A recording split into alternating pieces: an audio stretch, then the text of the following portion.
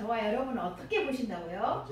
아자. 다시 한번 시작. 아자. 그렇죠. 하나님은 저와 여러분 어떻게? 그렇죠.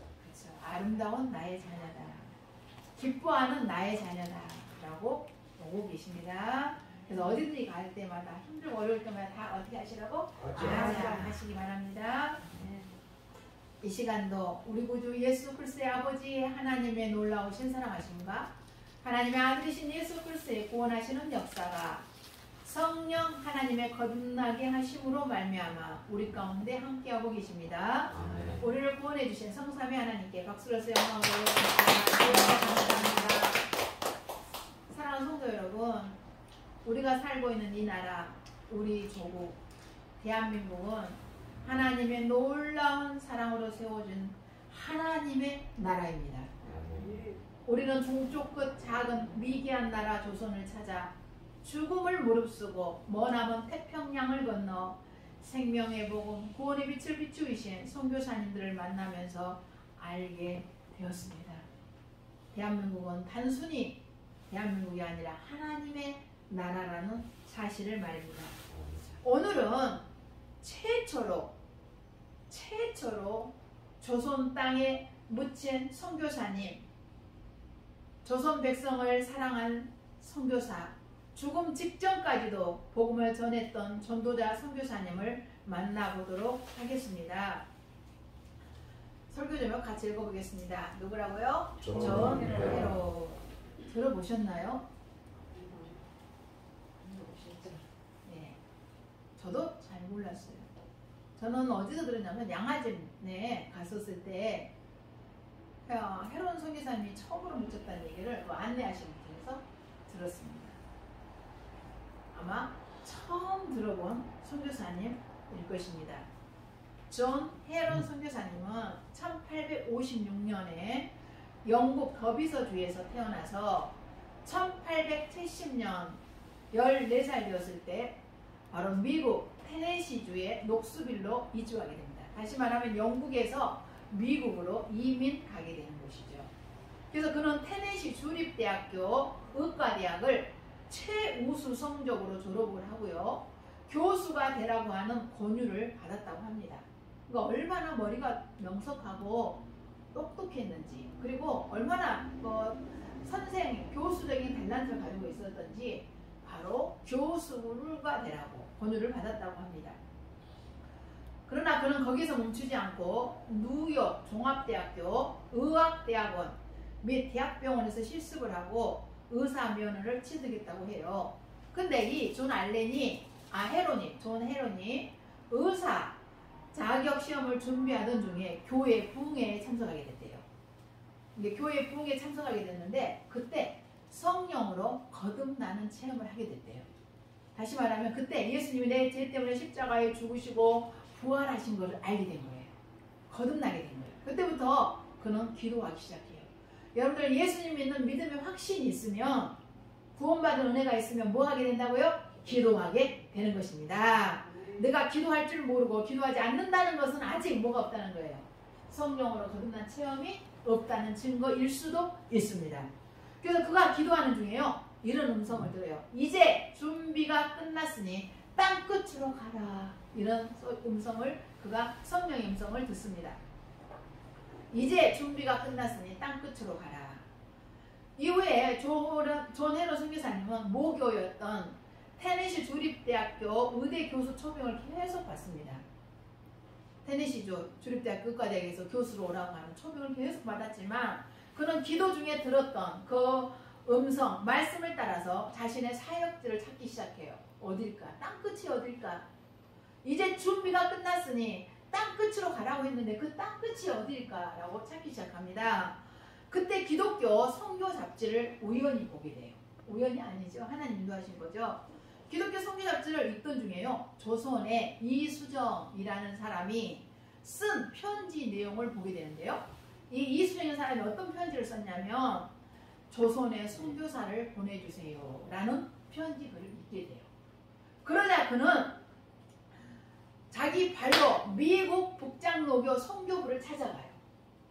그것을 보고 나서 선교부를 찾아가가지고 이렇게 말합니다. 나를 조선의 의료 선교사로 파송해 주세요.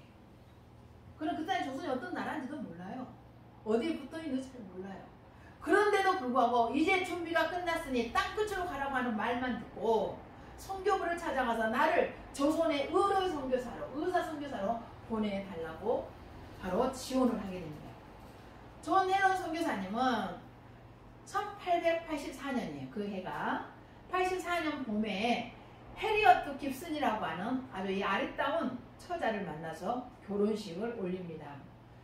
그리고 미국에서 조선으로 파송하는 미국 장로교 최초 선교사로 정식 임명을 받게 돼요. 목사님, 알렌 선교사도 있었고 언더우드도 있었는데요.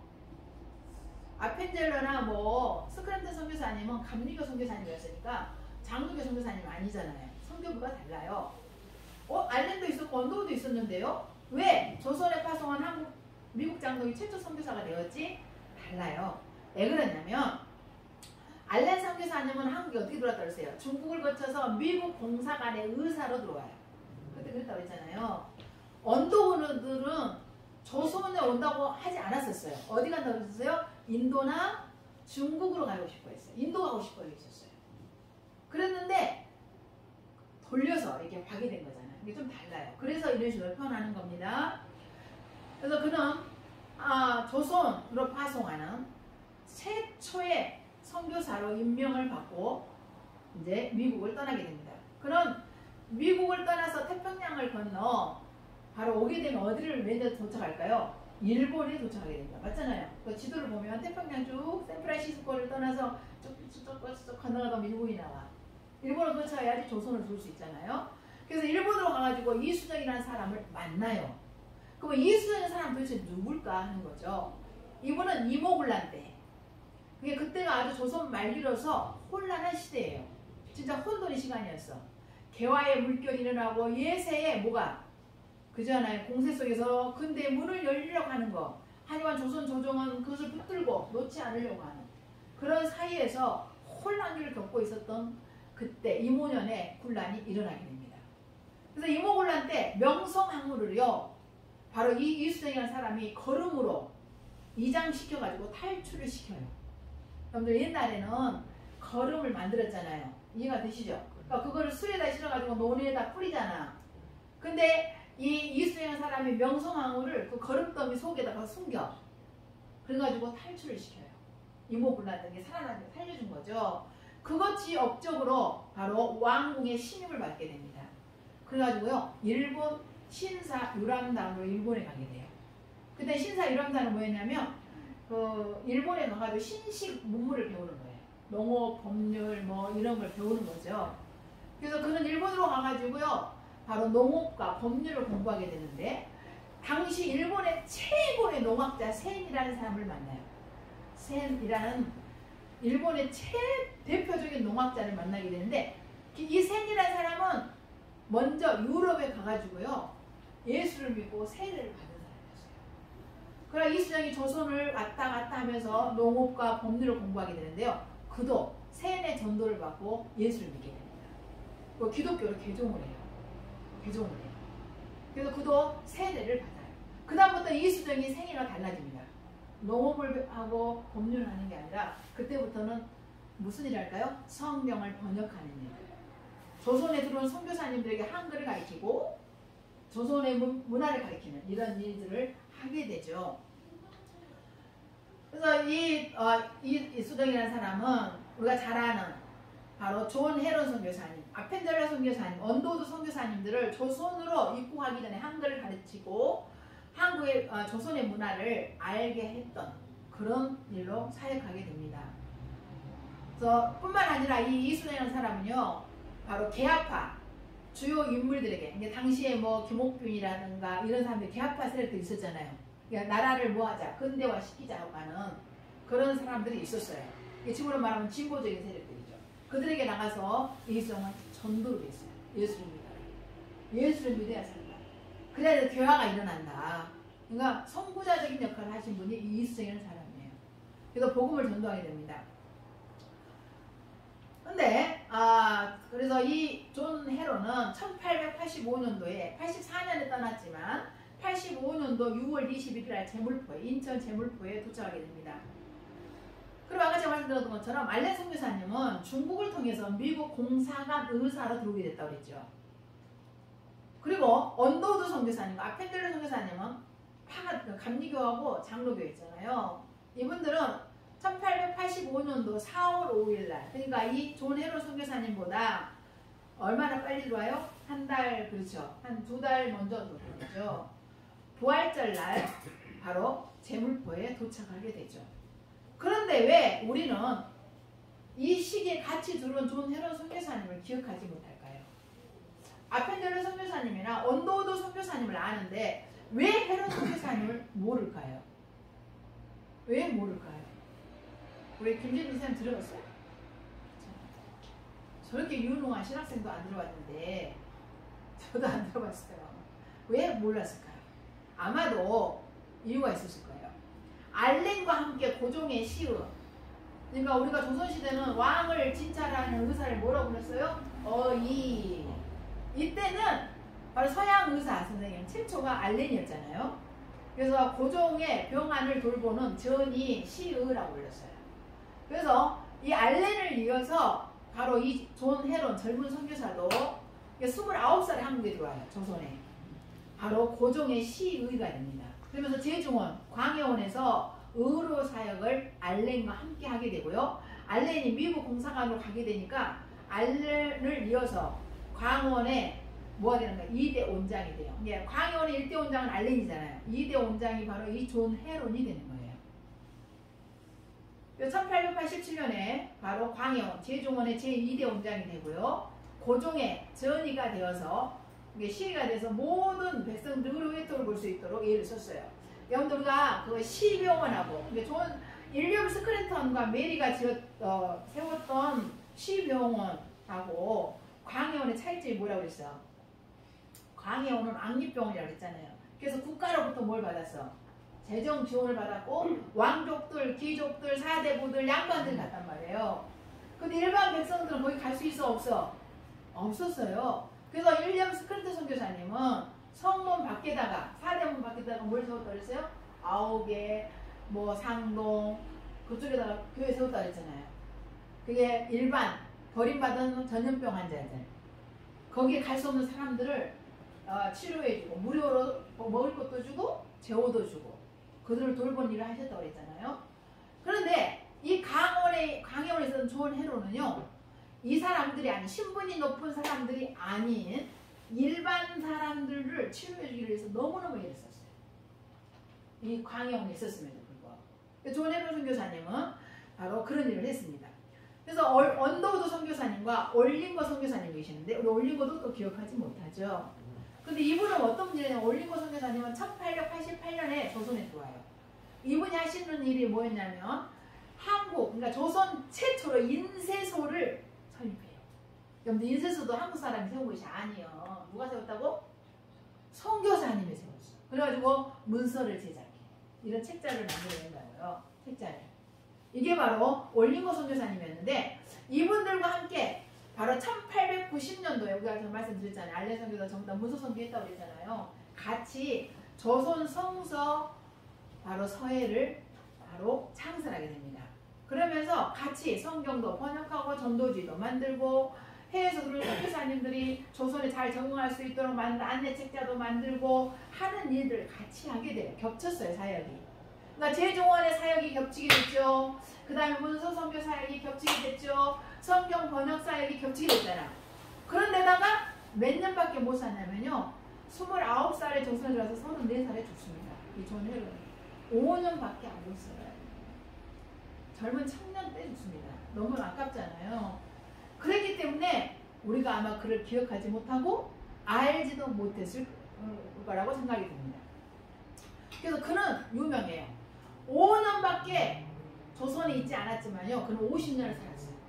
낮에는 의사로, 밤에는 성경을 번역하는 일로요 쉬질 않았어요. 그래서 5년밖에 안 살았지만 그의 인생은 50년을 조선에서 산 것과 같았습니다. 1890년도 여름은요 찜통이었다고 그래요. 우리가 한 3년 전인가 우리나라도 찜통더위 있었죠. 기억나시죠? 우리 이선정 원사님 그때 아주 막 욕박으로써 지금도 회복을 못해. 지금도 몸이 회복이 안 돼. 진짜로.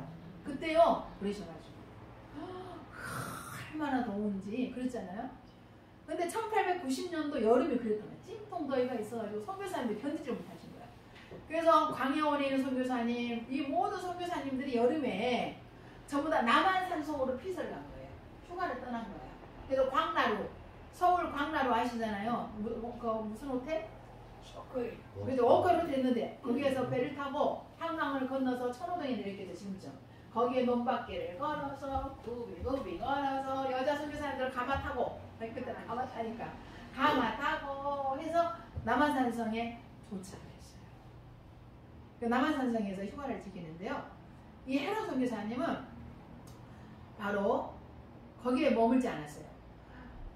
광해원을 그 먼 거를 왔다 갔다 하면서 환자들을 들고 갔어요. 왜냐하면 몇몇 환자들과 약속을 해서 치료해 주래요. 그러니까 이제 막 그때 환경 열악하니까 그 수인성 질환이 아주 유행을 했어요. 당시 사람 많이 죽었습니다. 이질이 유행합니다. 이 선교사님이 이 환자들을 남한산성과 광해원을 왔다 갔다 하면서 쉬지도 않고 그 먼 길을 그 찜통 더위 속에서 왔다 갔다 하면서 청년들을 돌보기 시작해요. 그러다가 어떻게 되냐면요. 몹시 지치게 되겠죠.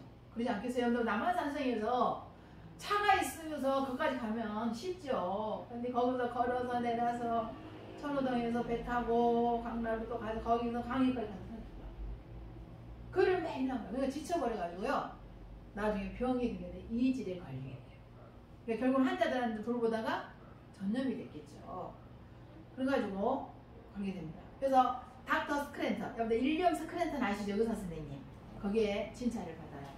예, 헤로인. 그랬더니 이 닥터 스크랜턴이 약을 지어주면서 치료를 서둘렀어요. 안 좋다 생각. 그런데 이 헤로는 그것을 대수롭지 않게 생각을 하고요. 그래서 그냥 하는 거예요. 그냥 그게 좀 신나고 그래도 신지 않고 계속 얘기를 하는 거예요. 그래서 스크랜턴이 보니까 일리엄 스크랜턴이 보니까 이게 아닌 거예요. 그래서 휴가를 났다는 겁니다. 그리고 가족들은 놔두고 이 헤로를 데리고 광야로 내려가요. 치료를 해주기 위해서. 근데 광야에 가서도 쉬질 않아요. 계속 환자를 돌보고 하지만 자신의 몸을 돌봐야 되고 해야 되는데 그러지를 않았어요. 그러다가요 쓰러지게 됩니다. 이 헤로는. 그 젊은 청년 30살밖에 안 된 청년이 환자를 돌보다가 쓰러져. 진짜로 쓰러졌는데 동료 의사들, 윌리엄 스크랜턴, 언더우드 선교사, 뭐 다 의사들이니까, 뭐 알렌 선교사, 그래서 이 좋은 헤로를 살리려고 애를 썼어요. 그런데 날이 갈수록 상태가 심각해집니다. 날은 덥지, 뭐 견디지 못하는 거죠. 기후 자체가 안 맞고.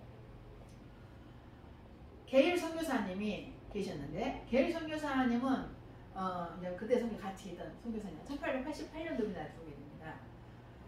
이게 심상치가 않은 거예요. 그래서 그분을 총각했는데요. 여기 광야원에 있으면서 안 되겠다. 이거 얼마 안 남으신 거예요. 그래서 사모님과 아이들을 데려와야겠다 생각을 해요. 그래서 부지런히 남한산당에 와가지고 바로 그 헤론의 부인 해리어트 깁슨하고 어린 딸이 있었어요. 결혼하고 들어갔다 했잖아요.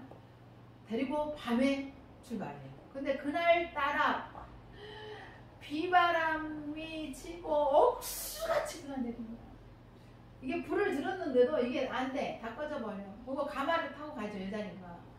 물속을 헤매면서 그냥 간 거야. 거의 죽다 살아서 거기 광야원에 도착을 하게 돼요. 가서 이제 보니까 얼마 안 남은 거잖아요. 그래서 같이 도착을 하자마자 닥터 스크랜턴, 윌리엄 선교사 스크랜턴이 말합니다. 최선을 다하겠습니다. 부인. 누구한테 얘기하는 거예요? 존 헤론 부인 해리어트 깁슨에게 이렇게 말했죠. 그의 나이 겨우 32살이었습니다. 헤론은 아내와 그리고 친구들을 둘러봅니다. 그 중에 말렌도 있고 언더우드도 있고 다 있죠. 선교사님들이 게일 선교사도 있고 다 있었어요. 원래 뭐 다들 선교사님들이 함께 있었죠. 그들을 둘러보면서 희미하게 미소를 지어요. 여러분 누워있다고 생각해보세요. 상상을 해보시면 다 이게 선교사님들과 있고 이제 자기 아내도 있고 이제 있는 거죠. 하면서 이렇게 말해요. 조선 사람들은 더 뜨겁게, 더 사랑하고 싶소. 힘이 없는 소리로 미소리는 그 아내가 존 헤롯을 확 붙잡습니다. 그러자 헤롯이 이렇게 말해요. 병원에서 나오고 일하던 친구들, 나를 아는 조선의 친구들을 다 불러주시오. 네, 그때는 광해원이 컸기 때문에 그 조선의 그 사람들 있잖아요. 양반들이죠. 서생들이 와가지고 그 돕고 배우는 일들을 했었어요. 또 학생들이 있었다고 했잖아요. 광해원에서 그 학생들이 가르쳤다고 했잖아요. 학생들도 돕는 여러 조선 사람들이 병원에 뭐 조수들, 집안일을 돕던 모든 사람들이 있었어요. 그 사람들 다 불러달라. 불러주시오. 그랬더니 병원의 조수들, 집안일을 돕던 사람들이 모두 다 헤론 침상 가까이에 다 몰려들었습니다. 헤론이 누워있는 거죠. 지금 마지막 시간을 보내고 있는 겁니다.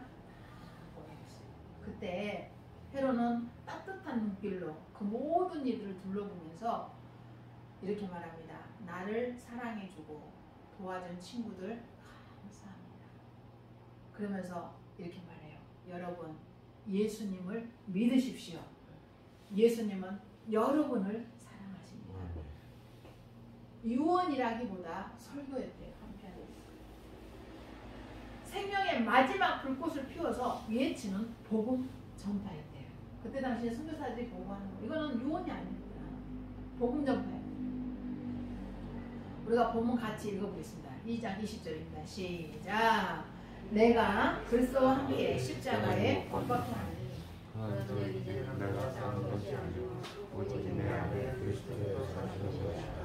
이제 내가 길 가운데 사는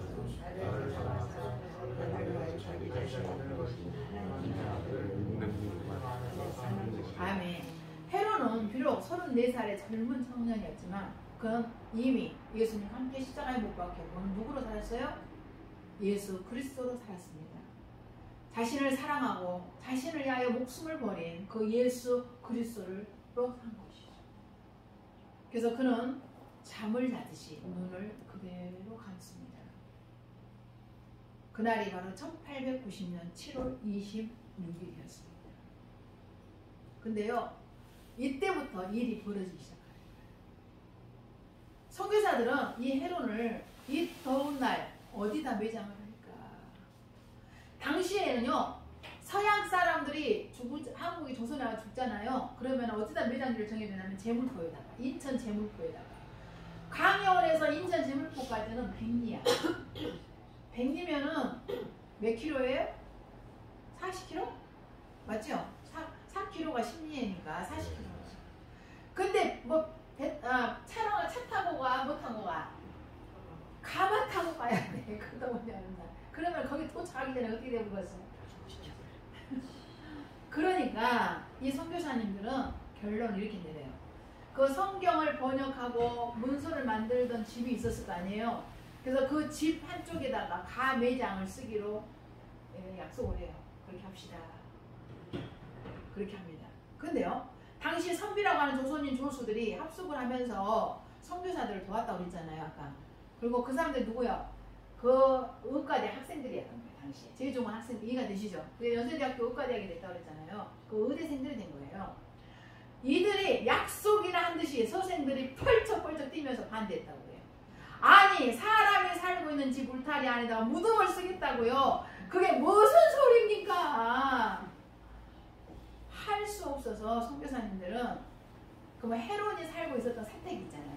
그 집 뒤뜰에다가 무덤을 쓰자 합의를 했대요. 그럼 내가 뭐 헤론의 집이니까.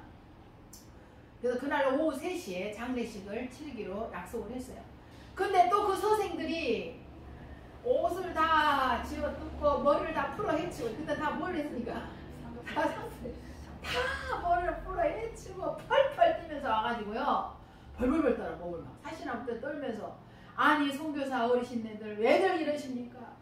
기어코 집안에다 묘지를 쓸 작정이십니까? 알리려. 여러분들, 우리나라하고요 서양은 달라요.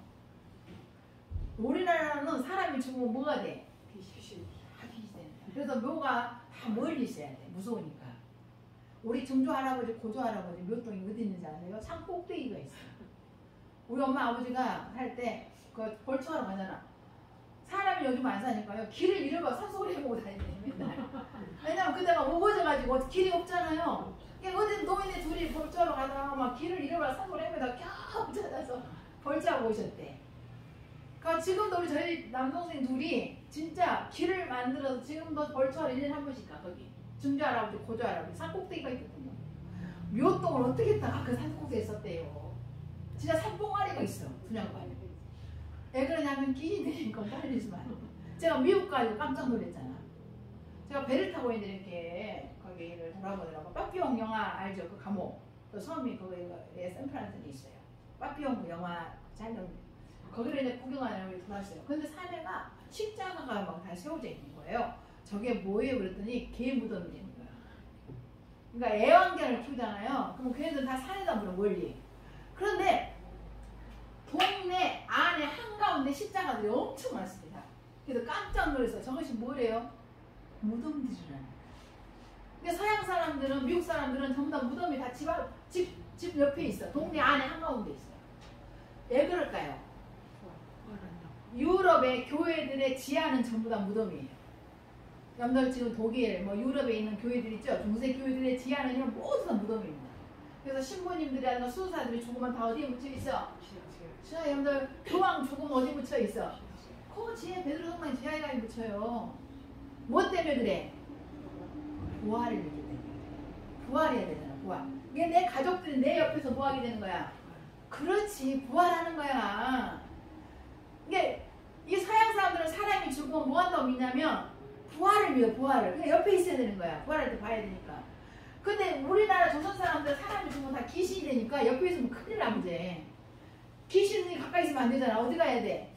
그래서 다 멀리 산속으로 쫓아버려. 다 무덤이 다 산에 있어. 여러분들 우리가 왕들도 죽으면 다 어디다 갖다 묻었어? 사대문 밖에 전부 다 헌인등. 그때 당시 양재는요 시골이었어. 남양주에 있고 심지어 어디도 있어. 여주에도 있잖아. 세종대. 이게 묘동이 다 멀어요. 왜냐면 귀신이 되거든. 그러니까 이런 그 개념 차이가 있어요. 그러니까 서양 사람 그렇죠. 이게 이해 안 돼요. 그러는 사이에 헤론의 시신이 이 무더위 찜통도 있어. 이 시신이 썩기 시작하는 거예요. 다 흘러내리고 막 냄새가 막 진동을 하잖아요. 장례를 못 치르니까. 그래서 할 수 없이 선교사님들이 이 헤론 선교사님의 시신을 막 밀봉을 해. 냄새 때문에. 밀봉을 하고 나서 조종한테 처분을 요청해요. 조종. 이가 이제 고종한테. 그래서 알렌 선교사님이 고종한테 들어가가지고 해결해라. 근데 고종도 해결을 못해. 그렇잖아요. 이게 문화가 그러니까 한성 안에다가 묘를 쓸 수가 없는 거예요. 그것도 더군다나 서양 사람을 난리가 났어. 그래서 선교사님들이 막 러시아 대사관에, 독일 대사관에, 프랑스 대사관에 가가지고 같이 협공을 해가지고 조종을 압박을 하는 거야. 빨리 해내라. 그러니까요 나중에 연락이 와. 조정에서 한 곳을 선택을 합니다. 고종이 엄청 고심해요. 그러지 않았겠어요? 생각을 해봐요. 고종도 엄청 힘들지. 어떻게 한 것을 묘동을 이미 또 재물포에 정해졌는데 그런데 가지고 정해준 것이 어디냐면 양아지냐.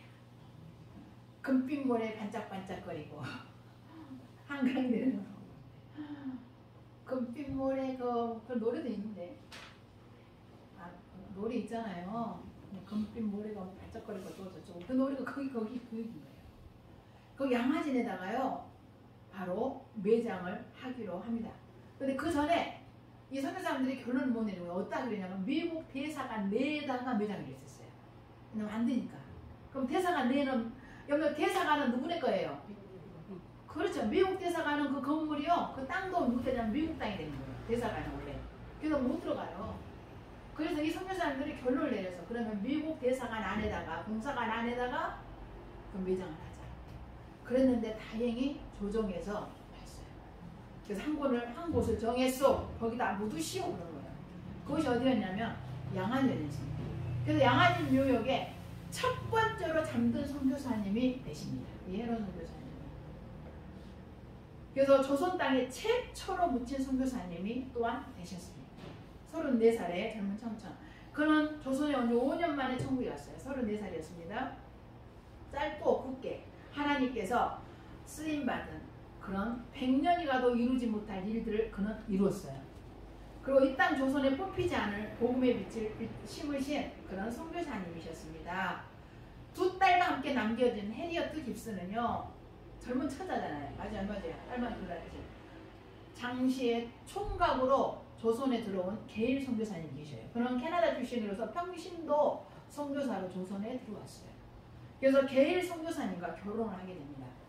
그리고 게일 선교사님과 사이에서는 자식을 안 낳는지 못 낳는지 자식이 없었어요. 나중에 이 게일 선교사님은 미 북장로교에 바로 정식으로 선교사 임명을 받고 목사 안수를 받습니다.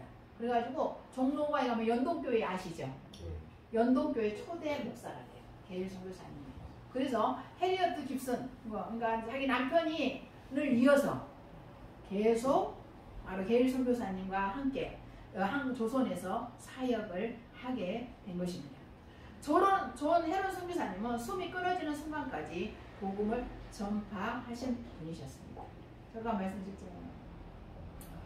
오늘 우리에게 헤론 선교사님은 말씀하고 계십니다. 예수님은 여러분을 사랑하십니다. 예수님을 믿으십시오. 복음을 전하십시오라고요. 그분의 전도가 오늘날 조선을요 한국으로 만들었어요. 아멘. 조선을 뭘로 만들었다고? 한국으로.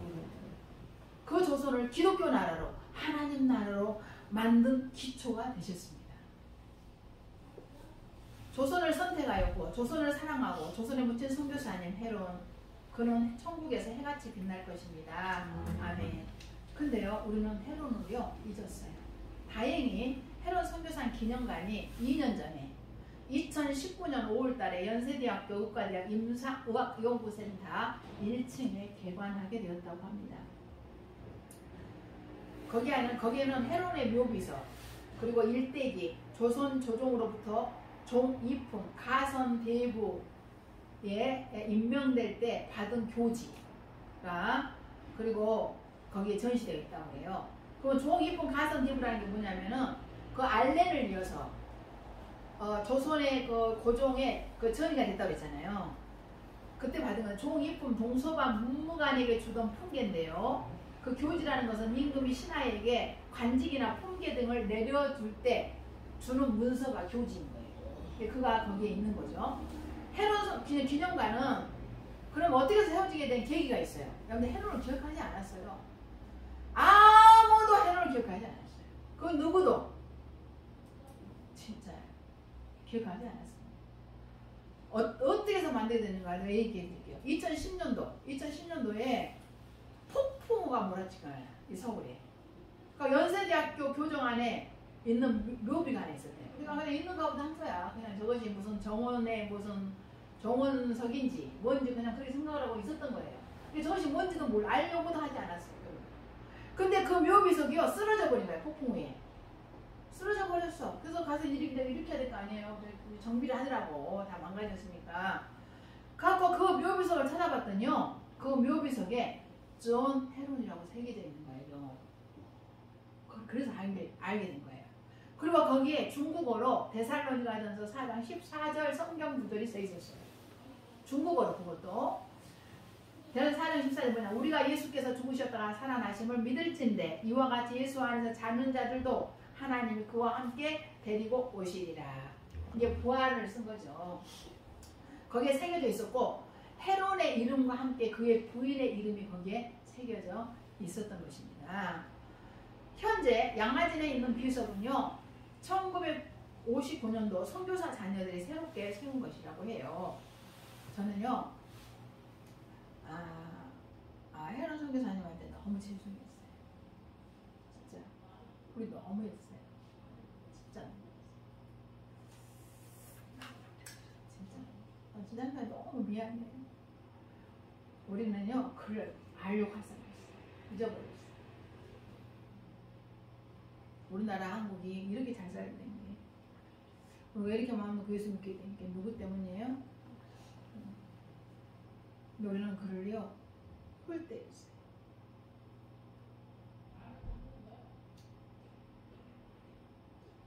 그래서 이런 선교사님한테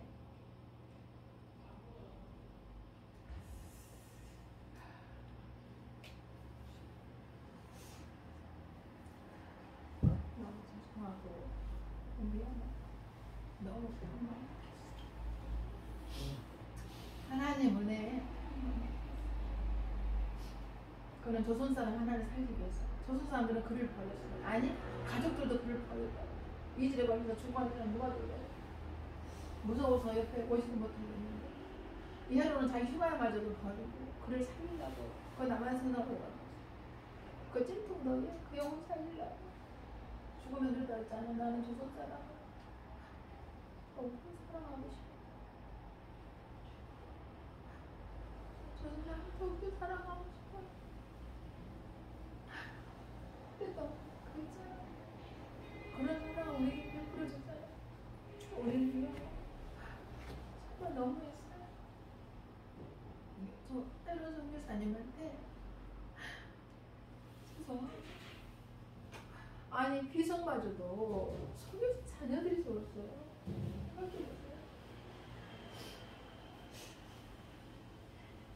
여러분들 우리나라 오늘 이런 어려움을 겪게 된 건요. 어쩌면 다행한 거. 왜? 우리 하나님의 은혜를 사용하는 방법이지. 저는 우리가 성교에 가서 헤롯 선생님 만나면 너무 미안해서 갈 것 같아요. 근데요 감사하게 됐어요. 감사하게 됐어요. 다시 한번 갈라디아 2장 20절 읽겠습니다. 같이 읽겠습니다. 시작. 내가 그리스도와 그의 시절에 못 받느나니 그런즉 이제는 내가 사는 것이 아니요 오직 내 안에 그리스도께서 사시는 것이라. 이제 내가 육체 가운데 사는 것은 나를 사랑하사 나를 위하여 자기를 하나님의 아들이 믿는 안에서 사는 것이라. 아멘. 우리도 이 헤롯을 생각해서 그처럼 살아야 합니다. 헤롯이 다 이루지 못한 전도사에게 우리에게 남겨졌습니다. 우리가 헤롯의 뒤를 이어서 35세부터 시작했습니다. 그가 마지막 눈을 감으면서 뭐라 그랬다고요? 예수님을 믿으십시오. 예수님은 여러분을 사랑하십니다. 그렇게 하고 나서 천국에 갔다 그랬잖아요. 그래서 헤롯 선교사님은 저와 여러분을 이렇게 말하는 거야. 여러분 예수님 믿으십시오. 예수님은 여러분을 사랑하세요. 전도하십시오. 그러면서 그는 우리에게 자기가 살지 못한 그 남은 생에 35세, 36세, 37세, 38세 너무나 명확한 메시지를 우리에게 남겨주고 그는 간 거예요. 숙제와 사명을 우리에게 남겨주고 이 선교사님은 가신 거란 말입니다. 난 조선을 더 사랑하고 싶었어. 더 사랑하고 싶었어. 여러분 그 말씀을 하고 그래서 그 숨이 좀 끊어지는 순간이잖아요. 근데 그 얘기 난 조선 사람을 사랑하고 싶어. 그래서 조선 사람들 친구들 다 모아놓고서 예수님을 믿으라. 예수님은 당신들을 사랑합니다. 그러고 나서 그 자리에 숨을 거둔 것입니다. 그러므로 저와 여러분 오늘부터는 헤롯의 35세부터 살아가십시다. 그럼 우리가 헤롯을 만날 때 천국에서 미안하지 않을 겁니다. 헤롯 감사해요. 우리 잊어버렸고 당신의 존재조차도 알지 못했어요. 근데 이제 알았어요. 우리가 얼마나 고생 많은 걸 겪고 했는지. 그러나 우리는 알아서 이제부터는 당신이 살지 못한 35세부터 우리는 살다가 왔어요. 우리에게 명확하잖아 메시지가. 오늘부터 어떻게 하면 된다고? 나가서 어떻게 하면 돼? 어떻게 전달을 알려줬잖아. 헤롯이 어떻게 말했어요? 예수님을 믿으십시오. 예수님은 당신을 사랑하십니다. 너무 명확하잖아요. 우리가 오늘부터 그렇게 살면요 헤롯의 35세부터 지금 우리가 사는 거예요. 그리고 헤롯한테 덜 미안한 거예요. 아닐까요? 왜요? 헤롯은 조선을 사랑했잖아요. 맞잖아요. 더더욱 사랑했잖아요. 더더욱 사랑하고 싶었다고 했잖아요. 그럼 우리가 그 뒤를 이어야 될 줄로 믿습니다. 그래서 오늘부터 저와 여러분들 결심하십시다. 성령님께 도움을 구하십시다. 헤롯의 35세부터 나는 살기를 결심합니다. 예수님 믿으십시오. 예수님은 당신을 사랑하십니다. 라고 뭐 하자고? 선하자고. 헤롯이 죽기 전에 그 얘기 했을까요? 두 딸을 보면서 딸아, 아빠다, 미안해. 열심히 잘 살아야 된다. 엄마 말 잘 듣고 이 얘기 하지 않았잖아. 아내 해리어트에게 아내 미안하오. 내가 먼저 가게 됐으면 당신 여기 가서 조선에 가서 고생하기만 해서 이런 얘기 안 했잖아. 안 했잖아요. 한마디도 안 했잖아요. 그래서 선교사님들이 하는 말이 그는 마지막에 설교했다. 설교했다. 그는 그만큼 조선을 사랑했고 그 조선의 백성들을 사랑했고 이 나라를 사랑했다는 사실을 우리가 그동안 선교사님 만나면서 나는 이런 헤론 선교사님한테 너무 죄송하고 너무 미안하고 진짜 우리가 너무 배운 만큼 그리고 하나님 우리에게 또 알려주셨어요. 네가 35세부터 살면 되잖아. 헤론이 34세를 이어서 35세를 살아. 사는 방법도 너무나 명확하게 알려주지 않았어요. 제가 말씀드렸다고 그랬잖아요. 우리가 전도를 어떻게 한다고. 마지막은 누구 무슨 일을 하든 어디를 가서 누구를 만나든지 예수님을 행복하세요. 예수님 얘기해 주는 거잖아요. 그 사람들이 싫어한다고 안 싫어한다고? 안 싫어해요. 한 번도 싫어하는 사람을 들어본 적이 제가 없어요. 저도 잊어버리고 못할 때도 많지만 해외 약국에를 가든지 어딜 가든지 공원을 가든지 예수님 행복하세요 하고 나와요. 그럼 그 사람들이 싫어하냐고요? 절대. 우리 그럼 이렇게 하면 돼. 헤론처럼 예수님 믿으십시오. 예수님은 당신을 사랑하십니다. 두 마디잖아. 맞아 안 맞아? 우리가 그렇게 산다면 우리는 헤론의 35세를 사는 거예요. 36세, 30세, 80세 그렇게 살 수 있잖아요. 우리가 그렇게 사십시다. 우리 헤론을 만날 때 미안하지 않을 거예요. 그리고 헤론이 우리한테 그럴 거예요. 뭐라고? 우리 손을 붙잡고서 고마워요. 내가 다 살지 못한 35세, 36세, 30세를 내 대신 살아줘서 너무 고마워요. 헤론이 천국에서 우리를 보면요 손을 꼭 잡고 저는 분명히 그렇게 말해줄 거라고 믿습니다. 우리 그 얘기를 들으십시다. 우리는 그동안 헤론을 잊어버렸고 아니 몰랐어요. 알려고 하지도 않았어요. 오늘부터 우리 한숨학교의 성도님들 헤론을 만난 사람들 헤론을 알게 된 저와 여러분들은 결심을 하고 35세를 살아가십시다. 갈릴리 마을 그 숲속에서 주님과 11 제자 다시 만나시사 마지막 그들에게 말씀하시기를 살아서 세상으로 서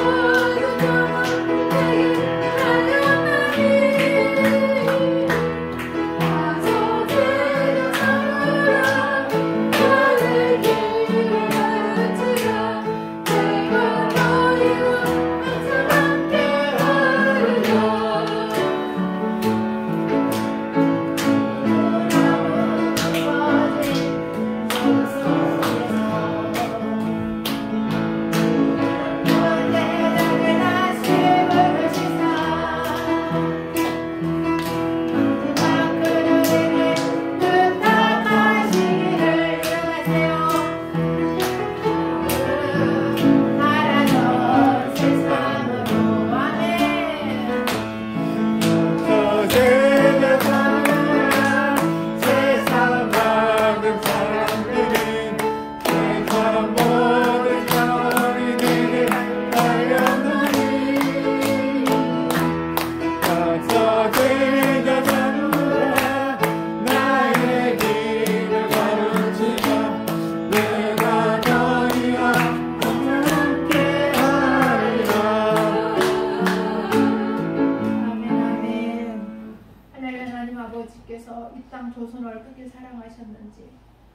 정말 죽음을 무릅쓰고 태평양을 건너 이 조선을 사랑하고 죽으면서도 내가 조선을 더욱더 사랑하고 싶소. 예수님을 믿으시오. 예수님은 여러분을 사랑하신다 하면서 천국에 갔던 헤롯 불과 그의 나이 34이었습니다. 그는 우리에게 남은 우리에게 사명을 주고 떠난 줄 알게 되었습니다. 오늘 이 시간에 헤롯의 그 다음 생애부터 살기로 결심합니다. 35세부터 살기로 결심했습니다. 우리가 누구를 만나든지 예수님을 믿으시오. 예수님은 당신을 사랑하신답니다. 라고 전하는 우리가 될 수 있도록 우리 연약한 믿음을 도와주시옵시고 주님 나가서 열심을 다해 전하게 도와주시옵소서. 그런 천국에서 헤론이 만났을 때 헤론 우리의 손을 잡고서 감사해요. 나의 그 남은 생애를 살아주어서 감사해요 라고 하는 칭찬을 꼭 듣는 우리 한소망교회 이 자리에 앉은 모든 성도가 되게 도와주시옵소서. 하나님께서 우리에게 베풀으시는 애 감사함으로 신앙고백을 당하마 건축 건물과 함께 각각 명목을 정한 헌물들을 주는 손에 올려 보호나오니 받아주시고 준 영광 이하여 뜻대로 쓰시옵소서. 우리에게는 성령의 권능을 입혀 주시옵소서. 예수님의 이름으로 축복하고 기도합나이다. 아멘.